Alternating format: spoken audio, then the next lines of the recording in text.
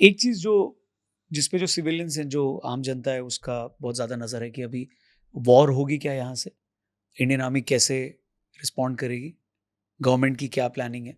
तो इसको कैसे देखते हैं आप? इसके ऊपर क्या जवाब देंगे आप सिविलियंस को? वॉर शुरू हो चुकी है, वॉर चल रही है। आजकल के मॉडर्न वॉरफेयर के बहुत सारे पहलू हैं और इस पहलुओं को मैंने जिक्र किया। हाइब्रिड वॉरफेयर है, propaganda, narrative, terrorism, law and order, जो दूसरे इक़दामात जो आपके मेजर्स हैं, जैसे आपने इंडस वाटर ट्रीटी को एब्रोगेट किया।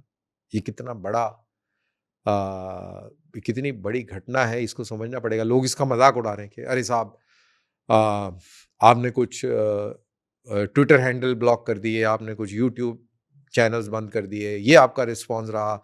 आपने पानी बंद करने की धमकी दी, आपके पास तो इंफ्रास्ट्रक्चर भी नहीं है, आप ये कैसे कर देंगे? टोंटी थोड़ी जो बंद कर दोगे आप। हाँ, कोई ऐसे थोड़ी है, ये सब हमें बेवकूफ बनाने की बातें हैं, हमें कुछ चाहिए, मुंह तोड़ जवाब चाहिए, कुछ ये चाहिए, कुछ वो चाहिए, इस तरीके के लोग बात कर रहे हैं। लेकिन लोगों को समझना चाहिए कि ये जो कार्रवाई करी है हमने, पानी बंद करने की, जो उस ट्रीटी को रद्द करने की, ये इतनी बड़ी घटना है, इतनी बड़ी घटना है कि उसका इम्पैक्ट पाकिस्तान के ऊपर इतना गंभीर पड़ेगा कि जैसे ही हमने उसको साइडलाइन किया, अबेंस में रखा, उसको नल एंड वॉइड कर दिया, या उसको उस पे उसको ठंडे बस्ते में रख दिया, पाकिस्तानी उसको एक्ट ऑफ वॉर कहने लग गए।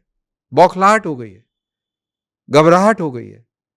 जब पाकिस्तानी लीडर्स ये कहते हैं कि कश्मीर हमारी शारग है, जगलर वेन है, तो वो कश्मीरियों के प्यार में नहीं बोल रहे, उनको कश्मीरियों से कोई लेना देना नहीं है।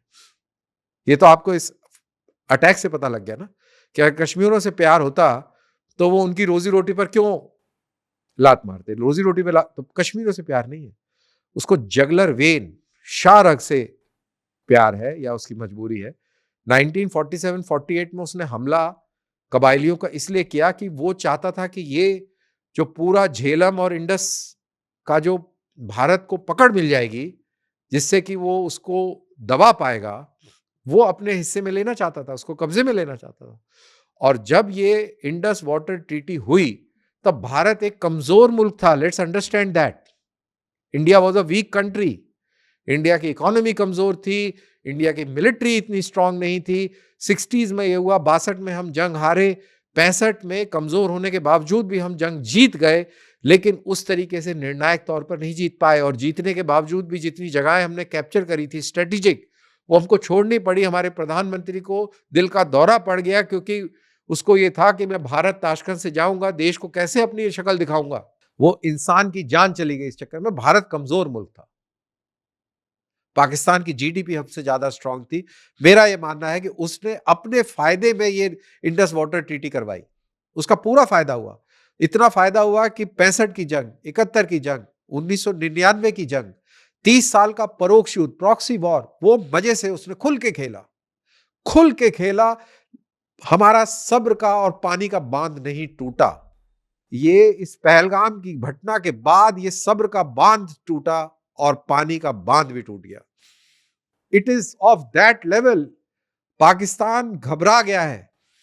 अगर आप आगे बात करेंगे तो मैं आपको बताऊंगा कि क्यों उसको पसीना क्यों आ रहा है, ये समझाने की मैं प्रयास करूंगा, if you so permit me.